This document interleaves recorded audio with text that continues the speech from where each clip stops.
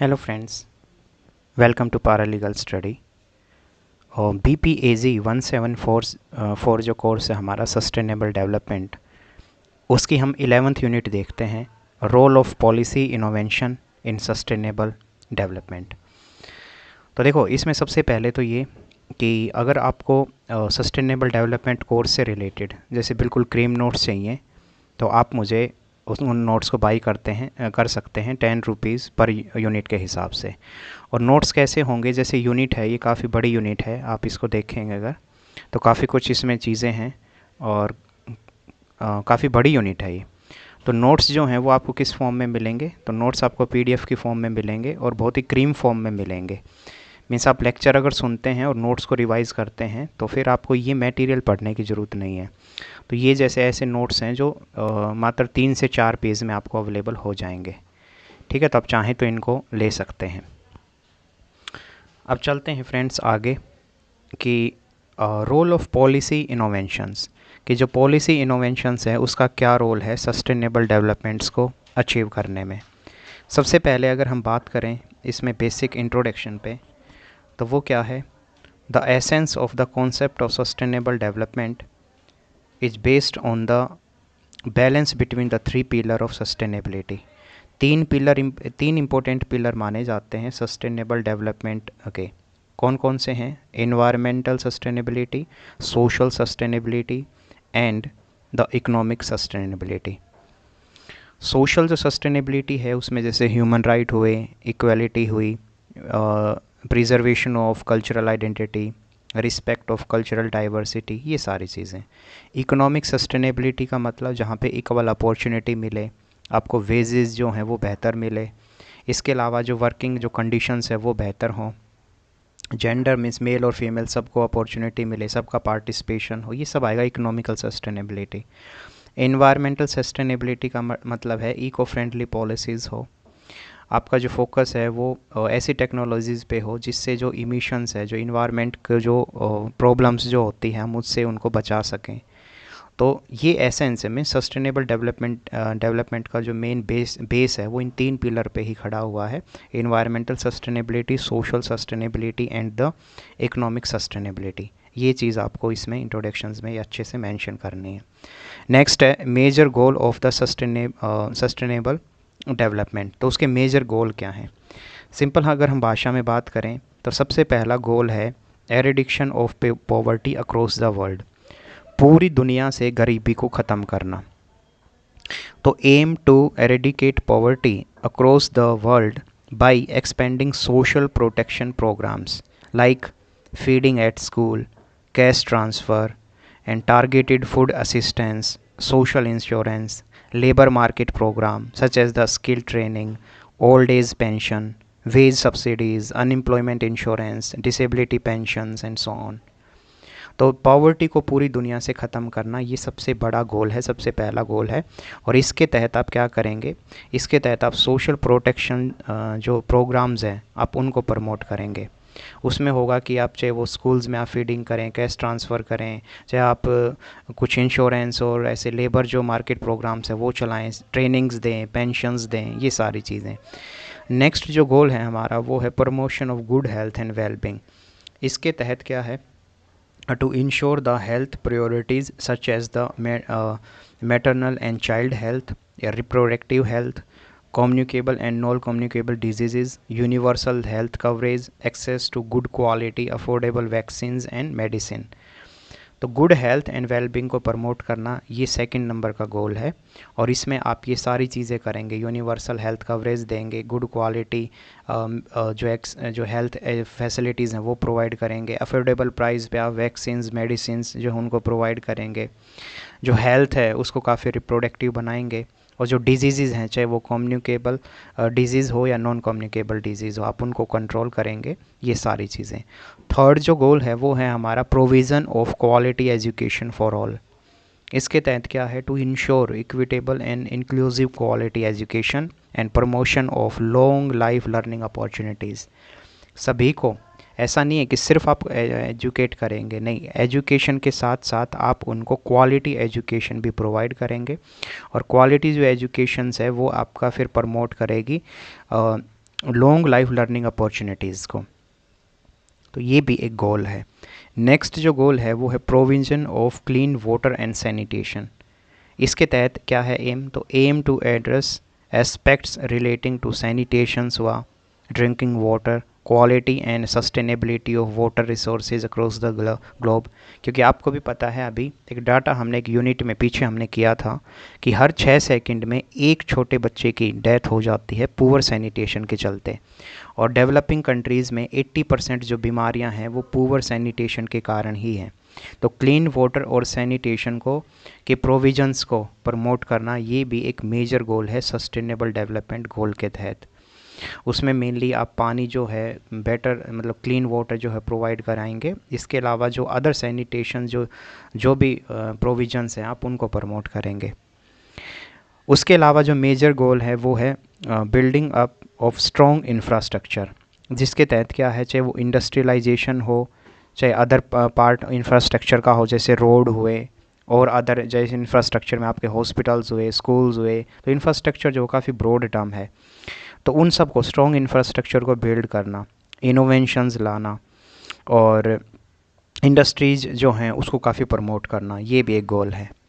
Next जो गोल है वो है क्लीन एनर्जी को प्रमोट करना, जिसके तहत क्या होगा, focus on developing and expanding renewable energy resources, जिसमें sun, wind, hydro power energy and biogas, geothermals, ये सब जो अल्टरनेटिव सोर्स ऑफ एनर्जी हैं और जो कि अफोर्डेबल भी हैं और सबसे बड़ी बात है कि क्लीन एनर्जी सोर्स हैं, इनको प्रमोट करना।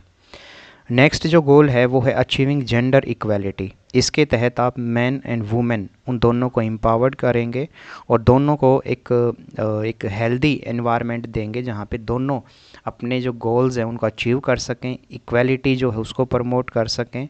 और ये जब चीज़ें होंगी तो सस्टेनेबल डेवलपमेंट तो ऑटोमेटिक ही होगा। So these are the various major goals of the sustainable development. आगे अगर हम देखें major feature of policies for sustainable development, तो इसमें क्या आएगा, इसमें है जैसे policies based on the following parameters. पहला है जैसे कि लॉन्ग टर्म प्लानिंग होरिजन्स, कि आपकी जो पॉलिसीज़ हों, आप जब सस्टेनेबल डेवलपमेंट से रिलेटेड कोई पॉलिसीज़ बनाते हैं तो वो लॉन्ग टर्म प्लानिंग के आधार पे होना चाहिए। ऐसा नहीं हो कि ठीक है आपने वो जो प्रोविजंस है शॉर्ट टर्म से, नो डाउट आप स्टार्ट तो शॉर्ट टर्म से ही करेंगे, लेकिन यहाँ मेन है कि वो शॉर्ट टर्म से जो हमने पॉलिसी स्टार्ट की हैं, जो थोड़े टाइम के लिए जिसको इम्प्लीमेंट करके देखा, it should be on the long term, तो वो फिर लंबे समय तक वो जानी चाहिए। नेक्स्ट जो है जो मेजर पॉलिसी जब आप बनाएंगे तो उसमें जो सेकंड पॉइंट आप जो ध्यान रखेंगे वो है कि प्राइजेस जो है ना should reflect the full cost and benefit of the goods and services being produced for the society. इसके तहत जो आप प्राइजेज, आप जब सस्टेनेबल डेवलपमेंट गोल में जब आप पॉलिसीज़ बना रहे हो तो आपको ऐसा ध्यान रखना है कि जो प्राइजेज हैं ना वो क्या हों, ऐसे हों जो बेनिफिट करें। ऐसा नहीं हो आपने इन्वेस्टमेंट तो बहुत ज़्यादा कर दिया सस्टेनेबल गोल को अचीव करने में, लेकिन उसका जो आउटपुट निकलना चाहिए, उससे जो बेनिफिट अराइज होने चाहिए वो नहीं हुए, तो ऐसा नहीं होना चाहिए। So prices should reflect the full cost and benefit of the goods and services being produce for the society. जो चीज़ों पे आपने इन्वेस्ट करके, जैसे हम बात करें कि हमने इंफ्रास्ट्रक्चर बनाया, अभी आपने न्यूज़ में सुना होगा बिहार में एक जो ब्रिज है वो पूरा टूट के गिर गया। आप सोच के देखो तो ये सही चीज़ नहीं है, क्योंकि आपने कितने करोड़ रुपए उसको लगे होंगे बनाने में, लेकिन वो कॉस्ट इफेक्टिव कहाँ हुआ, फुल कॉस्ट से उसे वापस आई नहीं, ना उससे बेनिफिट हुआ, बल्कि टैक्स पेयर का जो पैसा है वो और ख़राब हो गया। तो पॉलिसी जो है ना वो बहुत सोच समझ के बनाना चाहिए। नेक्स्ट है डिलीवरी ऑफ पब्लिक गुड। ये भी एक पॉलिसीज़ का पार्ट है कि जब आप पॉलिसीज़ बनाएं तो आपकी पॉलिसीज़ इस तरीके की होनी चाहिए कि वो पब्लिक गुड्स को डिलीवर करने वाला हो, जिससे लोगों को ईज़िली उन पॉलिसीज़ का फ़ायदा मिले। आपने पॉलिसीज़ बनाई लेकिन उनकी डिलीवरी सही नहीं है, लोगों तक वो पहुंच ही नहीं पा रही है, तो भी आप सस्टेनेबल डेवलपमेंट गोल्स को अचीव नहीं कर पाएंगे। इसके अलावा पॉलिसीज़ जो हैं should aim at minimizing their economic cost. Policies ऐसी भी होनी चाहिए जिससे जो कंट्रीज़ के ऊपर ज़्यादा बर्डन ना पड़े। अभी फॉर एग्जांपल मान लो इंडिया अपने बजट के हिसाब से या फिर अपनी प्रायोरिटीज़ को सेट करके इस तरीके की पॉलिसीज़ बनाए जिससे हमारे ऊपर जो आर्थिक बर्डन है ना वो कम रहे।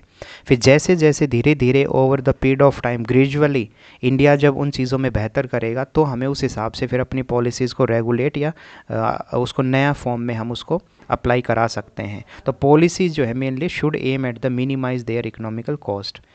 नेक्स्ट जो है द अदर इम्पोर्टेंट पार्ट और important feature of the policies वो है कि it should be on environmental efficiency.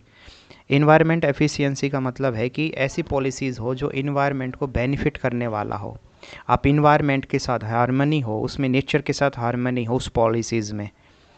Policies का इंटीग्रेशन एक बहुत इंपॉर्टेंट फीचर आता है जिसके तहत आप पॉलिसीज़ को ऐसा बनाएं जिससे आपका जो तीनों गोल हैं, चाहे वो इकोनॉमिकल सस्टेनेबिलिटी है, चाहे वो आपका जो सोशल सस्टेनेबिलिटी है, चाहे वो इन्वायरमेंटल सस्टेबिलिटी है, जो ये तीन इंपॉर्टेंट पिलर होते हैं, तो उन सब को इंटीग्रेट, उन सब को फ़ायदा पहुँचे, पॉलिसी ऐसा होना चाहिए। तो ये एक important feature.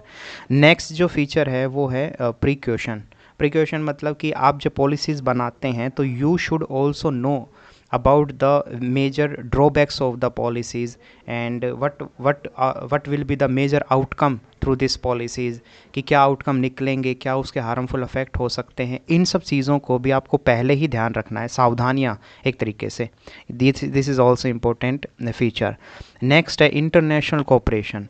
So through the measures और through applying any policies which is based on the sustainable development goals we need a strong international cooperation। तो आपकी जो पॉलिसीज़ हो ऐसी हो जो उसमें इंटरनेशनल कोऑपरेशंस भी देखने को मिले।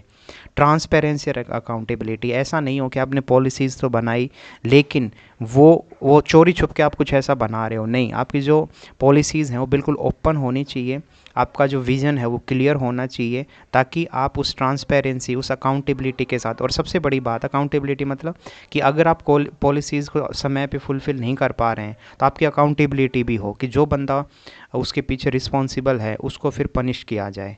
तो इसका मतलब ट्रांसपेरेंसी मतलब होता है ओपन, कि सभी के लिए खुला है वो चीज़, आप करके दे। जैसे अभी मान लो सरकार जो है, अभी आपने देखा होगा एक कॉन्सेप्ट जो है आरटीआई का, राइट टू इंफॉर्मेशन।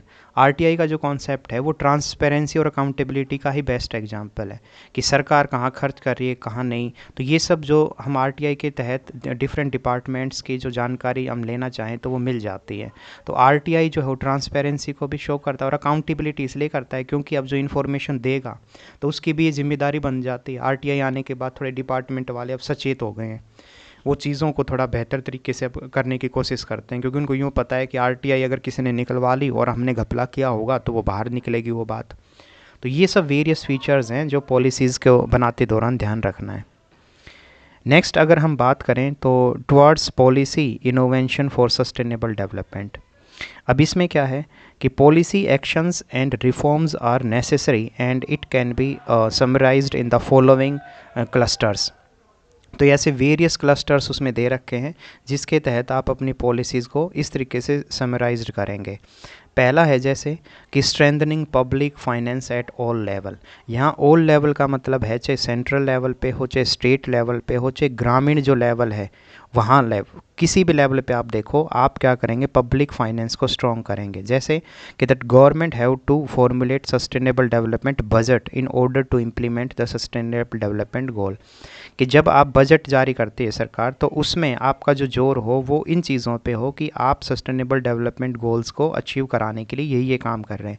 उसमें चाहे वो आप रेवेन्यू जो है टैक्स पॉलिसीज़ को चाहे चेंज करें, इसके अलावा आप अपना जो बजट पॉलिसीज़ है उसमें उसको मेंटेन करें कि भाई आपका जो फिस्कल जो डेफिसिट है, घाटा जो है वो नहीं होना चाहिए ज़्यादा। And government can pursue proactive tax policy, और इस तरीके की पॉलिसीज़ बनाए सरकार जो इन्वायरमेंट फ्रेंडली हो। हम ऐसा कर सकते हैं, एक उसमें एक और एग्जांपल ऐसे ले सकते हो कि जो इंडस्ट्रीज़ है जो इन्वायरमेंट जो मेजर्स को ध्यान रखेगी उनको थोड़ा सा टैक्स में छूट दे दो आप। दूसरी तरफ जो इन्वायरमेंट के लिए ख़तरा है या जो पोल्यूशन कर रहे हैं उन इंडस्ट्रीज़ को ज़्यादा टैक्स देने पे मजबूर करो।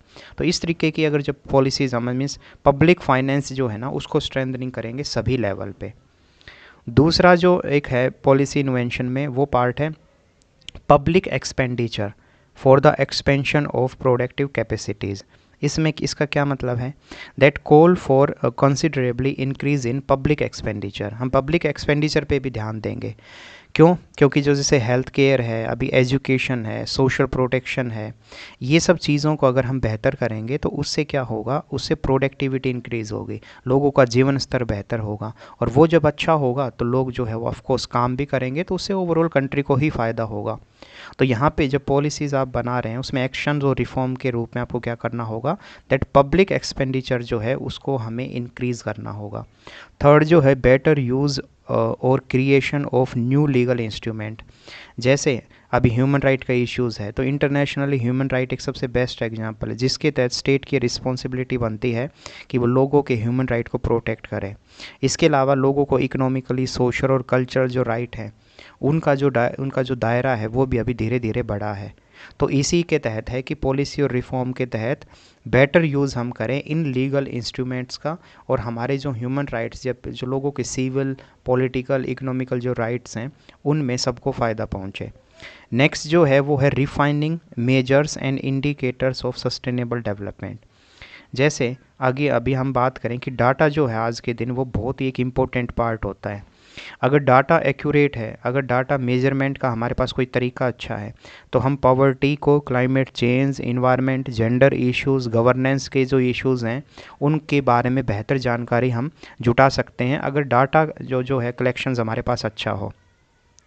तो यहाँ पे इसके तहत यही है कि हम जो ऐसे मेजर्स उठाएं, कुछ ऐसे इंडिकेटर सेट करें जिससे हमें डाटा कलेक्शन में प्रॉब्लम ना हो, और डाटा जो कलेक्ट भी हो कंट्री के अंदर वो बहुत ही ऑथेंटिक हो।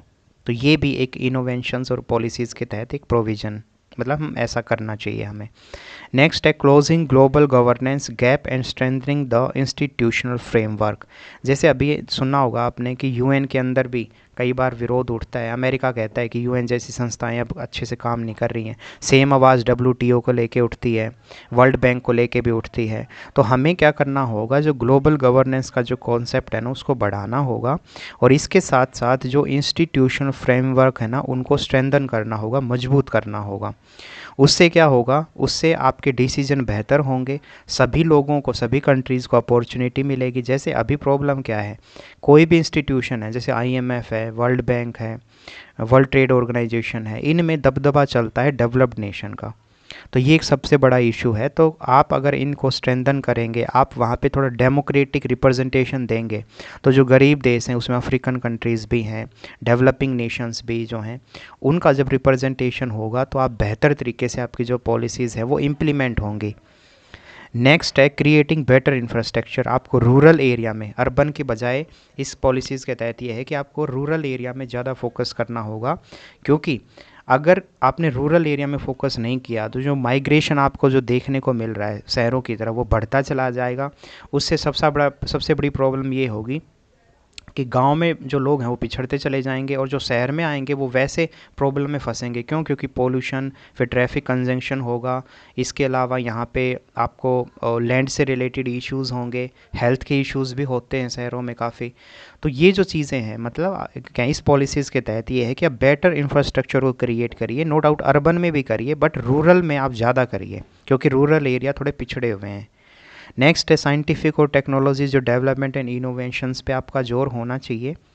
एंड जो लास्ट है वो है कि upgrading human skills in the line with technological capabilities, कि जैसे जैसे समय बदल रहा है तो उस हिसाब से हमें ह्यूमन की जो स्किल्स हैं, ह्यूमन की जो के अंदर जितने भी वैल्यूज़ हैं, जो उसकी स्किल्स हैं, उसकी जो नॉलेज है, उन सब को भी हमें अपग्रेड करना होगा, तभी जाके हमारी जो पॉलिसीज़ हैं वो बेटर वर्क करेंगी।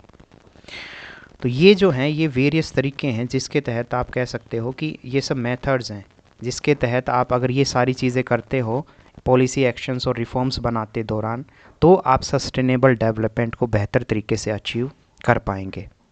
ये है पूरा चैप्टर फ्रेंड्स, और आपको इसका बिल्कुल वो नोट्स चाहिए तो आप उसको बाई कर सकते हैं, बिल्कुल क्रीम फॉर्म में आपको वो मिल जाएंगे। ठीक है, थैंक यू सो मच।